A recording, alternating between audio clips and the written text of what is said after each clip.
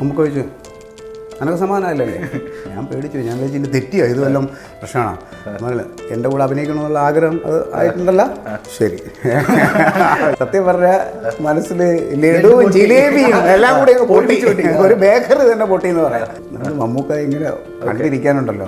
8th world wonder എന്ന് പറയാം. 7 വണ്ടേഴ്സിൽ ഒരു അത്ഭുതം തന്നെയാണ് കേട്ടോ. അങ്ങനെ കണ്ടുകൊണ്ടിരിക്കാനും പാക്കൂട്ടത്തിൽ പറഞ്ഞു വന്നപ്പോൾ 86 32 സിനിമ അഭിനയിച്ചു ആ ഒരു വർഷം. അപ്പോൾ ഞങ്ങൾ ചോദിച്ചു അതെങ്ങനെയൊക്കെ. അന്ന് 3-4 ദിവസമായിരിക്കും ഡേ നൈറ്റും ഒക്കെ ആയിട്ട് പോയി മാക്സിമം സീൻസ് തീർത്ത് അന്ന് അത്രയും സിനിമ അഭിനയിച്ചു എന്ന് പറഞ്ഞു. എൻ്റെ തുടക്കം ഞാൻ പറയാം. ഞാൻ മമ്മൂക്കാനെ നേരത്തേക്ക് മെസ്സേജ് അയക്കാറുണ്ടായിരുന്നു. അപ്പോൾ മമ്മൂക്ക നമ്മുടെ പ്രോഗ്രാംസ് ഒക്കെ കാണാറുണ്ടായി. ആദ്യം 1-2 പ്രാവശ്യം റിപ്ലൈ കിട്ടിയില്ല. പിന്നെ അങ്ങനെ ഇരിക്കുമ്പോൾ 2017 സ്റ്റേറ്റ് അവാർഡ്, ടെലിവിഷൻ അവാർഡ് കിട്ടി. അപ്പോൾ ആ സന്തോഷം ഞാൻ അറിയിച്ചപ്പോൾ തിരിച്ച് എനിക്ക് റിപ്ലൈ തന്നു. കൺഗ്രാറ്റ്സ് എല്ലാം പറഞ്ഞു ഇങ്ങനെ കുറച്ച് നാളായിട്ട് ഞാൻ ഇങ്ങനെ പല പ്രോഗ്രാംസിൽ കാണുന്നുണ്ട്, എന്തായാലും വരട്ടെ അങ്ങനെ റിപ്ലൈ തന്നു.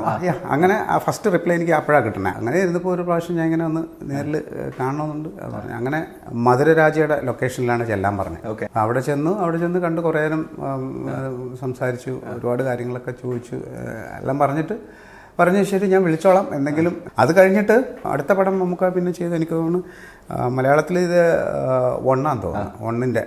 അപ്പോൾ അതിൻ്റെ ഷൂട്ടിങ്ങൊക്കെ ഇങ്ങനെ നടക്കുന്ന സമയം ഞാനിങ്ങനെ ആലോചിച്ചു 1 എന്ന് പറയുന്ന സിനിമയിൽ ഒരുപാട് ക്യാരക്ടറൊക്കെ ഉണ്ടെന്നുള്ളൊരു അറിവൊക്കെ കിട്ടി. അപ്പം മമ്മൂക്കായ ഒന്നുകൂടെ വന്ന് കാണാം. ഈ കൊച്ചിയിലെ ഷൂട്ട് കഴിഞ്ഞ് ട്രിവാൻഡ്രത്തോട്ട് ഷിഫ്റ്റ് ചെയ്യുന്നുണ്ടെന്ന് പറഞ്ഞ്.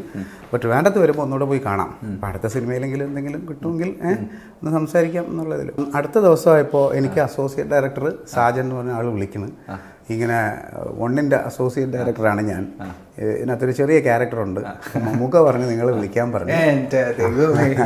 അപ്പോൾ അങ്ങനെ സത്യം പറഞ്ഞ മനസ്സിൽ ലഡുവും ജിലേബിയും എല്ലാം കൂടി പൊട്ടി.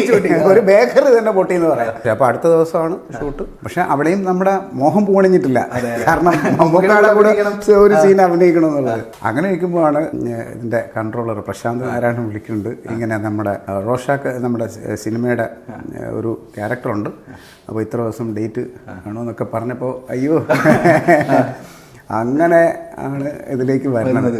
ഇതിലേക്ക് മമ്മൂക്ക തന്നെയാണോ റെക്കമെൻഡ് ചെയ്യുന്നത്? മമ്മൂട്ടി കമ്പനിയുടെ സിനിമയാണ്. മമ്മൂക്ക സജസ്റ്റ് ചെയ്തിട്ടുണ്ടാവുമല്ലോ. നമ്മളെ പറഞ്ഞ മാതിരി മമ്മൂക്ക മറിമായൊന്നുമല്ല, എല്ലാ TV പ്രോഗ്രാംസും മമ്മൂക്ക കൃത്യമായിട്ട് കാണുന്നുണ്ട് കേട്ടോ. ഇത്രയും ഒരു സൂപ്പർ സ്റ്റാർ ഈ TV പരിപാടി കാണുകയും നമ്മളൊക്കെ ഇതിലേക്ക് വിളിക്കുകയൊക്കെ ചെയ്യാന്ന് പറഞ്ഞാൽ മമ്മൂക്ക ഇങ്ങോട്ട് പലതും പറയാറുണ്ട്. നിങ്ങൾ ആ എപ്പിസോഡില്ലേ, ആ എപ്പിസോഡിൽ ആ സംഭവം അങ്ങനെയായിരുന്നു, അത് ഇങ്ങനെയായിരുന്നു.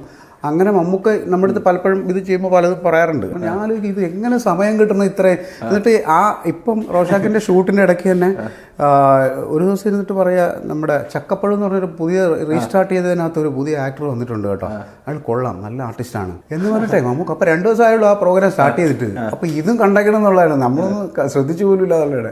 അപ്പോൾ അതാണ് മമ്മൂക്കയുടെ അപ്ഡേഷൻ എന്ന് പറഞ്ഞാൽ അങ്ങനെയാണ്. ഇനി പറ, ഈ ലൊക്കേഷനിലേക്ക് വരുന്ന സമയത്ത് നമ്മൾ ഇത്രയും ആഗ്രഹിച്ചല്ലേ മമ്മൂക്കയുടെ മൂവിയിൽ വരുന്നത്, മമ്മൂക്കയുടെ കൂടെ അഭിനയിക്കാൻ.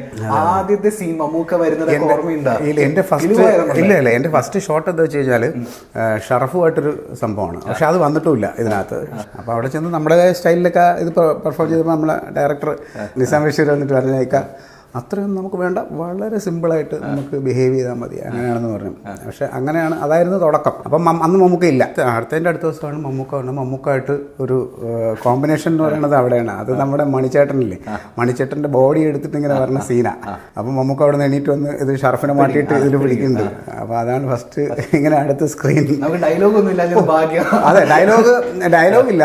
അപ്പോൾ എന്നിട്ട് 3ാമത്തെ ടേക്ക്, അപ്പോൾ നമ്മളെ ഭാഗത്തുനിന്ന് ഒരു വീഴ്ച വരാൻ പാടില്ലല്ലോ. അപ്പോൾ ഇങ്ങനെ കൊണ്ടുവന്നിട്ട് ഇതുകൊണ്ട് താഴെ വെച്ച് ഡെഡ് ബോഡി. അപ്പോൾ നമുക്ക് ഞാനും ഇങ്ങനെ വെച്ച് കഴിഞ്ഞിട്ട് കട്ട് പറഞ്ഞു കഴിഞ്ഞപ്പോൾ നമുക്ക് ചോദിച്ചു അനക്ക് സമാനമല്ലേ? ഞാൻ പേടിച്ചു. ഞാൻ വിചാരിച്ചു തെറ്റിയോ, ഇത് വല്ലതും പ്രശ്നമാണോ? എൻ്റെ കൂടെ അഭിനയിക്കണമെന്നുള്ള ആഗ്രഹം അത് ആയിട്ടുണ്ടല്ല. ശരി.